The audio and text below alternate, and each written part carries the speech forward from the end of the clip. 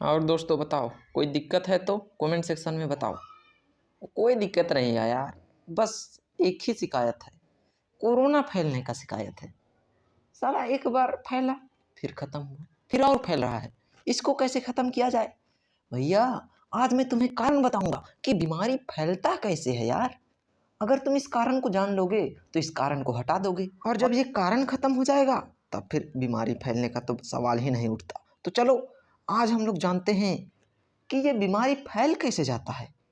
जैसे कोरोना भी फैल रहा है तो ये फैलता कैसे है? अच्छा, तो इस टॉपिक का नाम है means of spread of diseases. Disease वाला चैप्टर है तो डिजीज पढ़ना ही है, जान ही रहे हो। अच्छा, इससे पहले मैं तुम्हें बता देना चाहता हूँ कि यार डिजीज दो प्रकार के होते हैं। कुछ ऐसे बीमारी होते हैं जो कि छोटे छोटे जीवाणु से होते हैं, जैसे कि ट्यूबरकुलोसिस, टीबी बीमारी। और ये बीमारी ना यार एक आदमी से दूसरा आदमी में फैल भी जाता है। वैसे बीमारी जो माइक्रोब से होते हैं वे बीमारी एक आदमी से दूसरा आदमी में फैल जाता है। इसीलिए इन बीमारियों को कम्युनिकेबल डिजीज बोलते हैं। क्या बोलते हैं? कम्युनिकेबल डिजीज, या तो इसको इन्फेक्शियस डिजीज बोलते हैं। कम्युनिकेबल बोलो या फिर इन्फेक्शियस। अच्छा, वैसे बीमारी जो माइक्रोब से नहीं होते ऐसे ही हो जाते हैं। वैसा बीमारी फैलता भी नहीं है और उस बीमारी से दूसरा को खतरा भी नहीं है। तो वैसे बीमारी को बोलते हैं नॉन कम्युनिकेबल डिजीज या नॉन इन्फेक्शियस डिजीज। कुछ भी बोलो, तुम तो जान गए कि बीमारी कितने प्रकार के होते हैं। लेकिन यार ये बीमारी को फैलाता कौन है? चाइना, यही चोट्टा बीमारी को फैलाता है। मारो इसको साला, यही कोरोना फैलाया है ना, इसी का चलते इतना भोगना पड़ रहा है।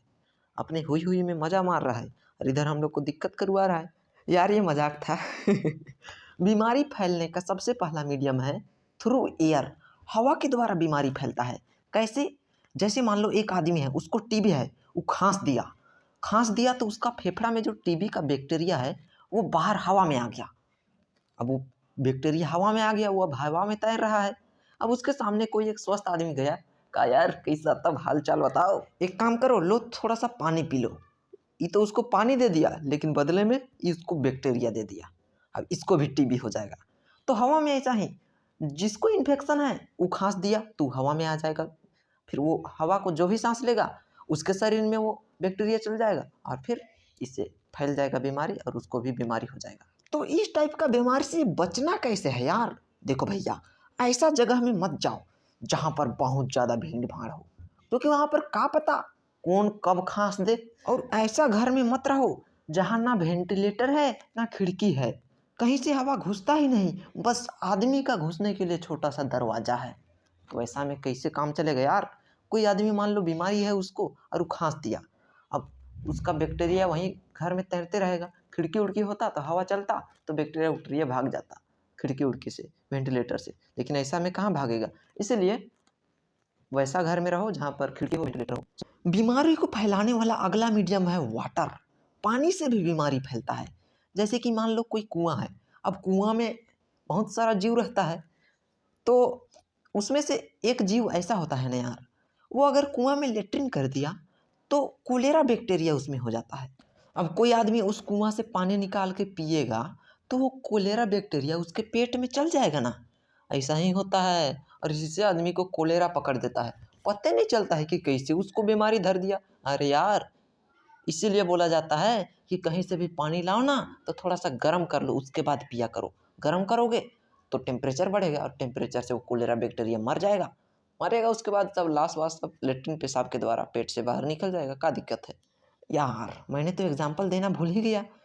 वाटर से फैलने वाला डिजीज़ का एग्जाम्पल तो कोलेरा ही है, इससे बढ़िया एग्जाम्पल थोड़ा खोजने से मिलेगा।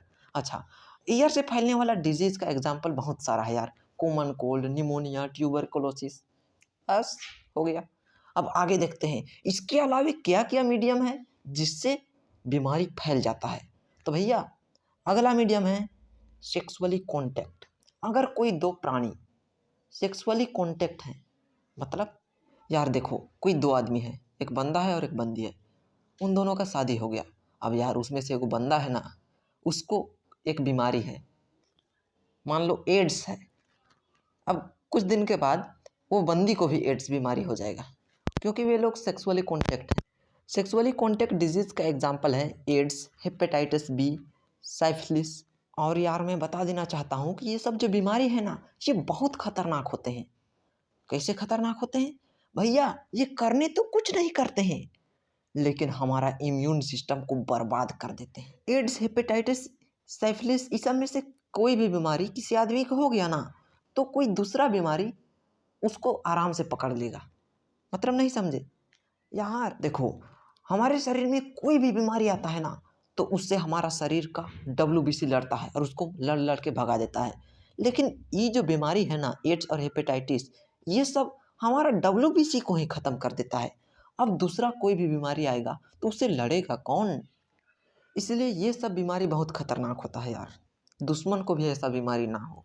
भैया अगला फैक्टर ऐसा फैक्टर है ना, जो कि ना हवा से, ना पानी से, ना कोई कॉन्टैक्ट वॉन्टैक्ट, इस सब से नहीं होता है। ये बीमारी को लाने वाला कोई दूसरा ऑर्गेनिज्म होता है, जैसे कि मच्छर। मच्छर ये कहीं से मलेरिया को उठा के तुम्हारे शरीर में डाल दिया, तुमको मलेरिया हो जाएगा। कहीं से डेंगू को उठा के तुम्हारे शरीर में डाल दिया, तुमको डेंगू हो जाएगा, बहुत कमज़ोर हो जाओगे, सीढ़ी चढ़ नहीं पाओगे यार। मच्छर के अलावे बहुत सारा ऐसा जीव है जो कि बीमारी को एक जगह से उठा के दूसरा, वैसा जीव, वैसा ऑर्गेनिज्म जो बीमारी को एक जगह से उठा के दूसरा जगह लेता है। मतलब एक इन्फेक्टेड पर्सन के जीव से बीमारी उठा के हेल्दी पर्सन में डाल देता है, ऐसा जीव को कहते हैं वेक्टर्स। क्या कहते हैं? वेक्टर्स। देखो यार, यहाँ पर आसान सा डेफिनेशन लिख रहा हूँ, बाकी डेफिनेशन को लिखना मत लिखना, कोई दिक्कत नहीं है, लेकिन ये वेक्टर्स वाला डेफिनेशन को लिख लेना, ठीक है? ये इंपॉर्टेंट भी है और आसान भी है। The organism which acts as a medium for transferring infections from infected person to a healthy one is called vectors. समझ गए ना? हाँ। अब तुम लोग सोच रहे होगे कि यार ये कोरोना फैलता कैसे है? हवा से फैलता है, पानी से फैलता है, कहाँ से फैलता है? देखो भैया, ये हवा से भी फैलता है। देखो कोई आदमी है ना, उसको कोरोना हुआ है, उमच के खांस दिया, आँख छी, अब उसके आसपास 50 सेंटीमीटर में पूरा कोरोना वायरस फैल गया। अब उसके सामने कोई आदमी अनुलोम विलोम कर रहा है, सांस उस ले रहा है, तो ऐसा में उसका शरीर में, फेफड़ा में कोरोना वायरस तो घुस ही जाएगा। अब यार कोई आदमी अपना मुंह में हाथ पकड़ के छींकता है, अब उसको कोरोना है, तो उसका मुंह का कोरोना हाथ में आ जाएगा। उसके बाद उसी हाथ से मिठाई पकड़ के किसी को दे देगा, ले भैया मिठाई खा।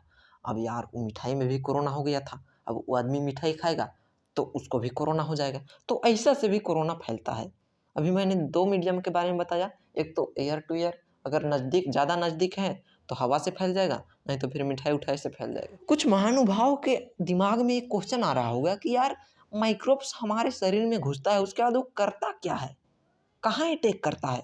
देखो भैया, ये डिपेंड करता है कि वो माइक्रोब्स तुम्हारे अंदर घुसा किस रास्ते से, और वो माइक्रोब्स कैसा माइक्रोब्स है, मतलब बैक्टीरिया है, वायरस है, कैसा बैक्टीरिया है। मान लो किसी के नाक से कोई बैक्टीरिया घुस गया और वो टीबी बैक्टीरिया है, तो वो सीधे फेफड़ा में जाके अटैक करेगा ना।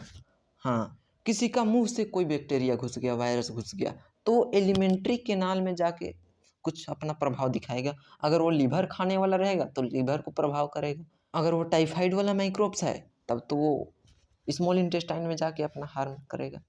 अच्छा, तुम सोच रहे होगे यार डॉक्टर को पता कैसे चलता है कि ये आदमी को यही बीमारी है, और वो दवाई भी दे देता है और वो आदमी ठीक भी हो जाता है, उसको पता कैसे चलता है?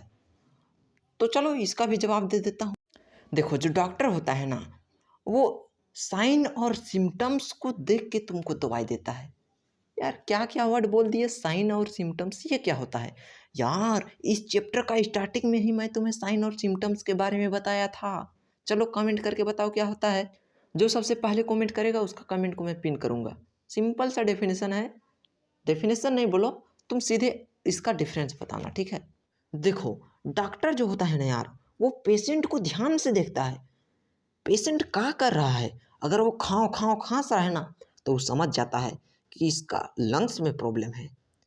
अगर वो देखता है कि साला ये पेशेंट पीला पीला पूरा दिख रहा है रे, वो समझ जाता है कि यार इसका लीवर में प्रॉब्लम है, इसको जॉन्डिस होगा, फिर बीमारी का दवाई दे देता है। अच्छा, अगर वो पेशेंट बोलता है कि महाराज मेरा सिर में दर्द होता है और उल्टी सब होता है, तो डॉक्टर समझ जाता है कि इसका दिमाग में प्रॉब्लम है। ऐसा ही बहुत सारे साइन और सिम्टम्स हैं, अलग अलग बीमारी, जिसके हेल्प से डॉक्टर लोग पता कर लेता है कि पेशेंट का बीमारी क्या है और उसी हिसाब से दवाई लिख देता है। दवाई का नाम भी ऐसा लिखता है ना कि उस नाम को सिर्फ दवाई दुकान वाला पढ़ सकता है। चलो एक छोटा सा सच्चाई सुनो। एक आदमी डॉक्टर से दवा लिखा के वो दवा दुकान के पास गया और पूछा कि डॉक्टर इसमें क्या लिखा है। तो वो दवा दुकान वाला बोलता है, यहाँ लिखा है कि मैंने तो लूट लिया, अब तू भी लूट ले।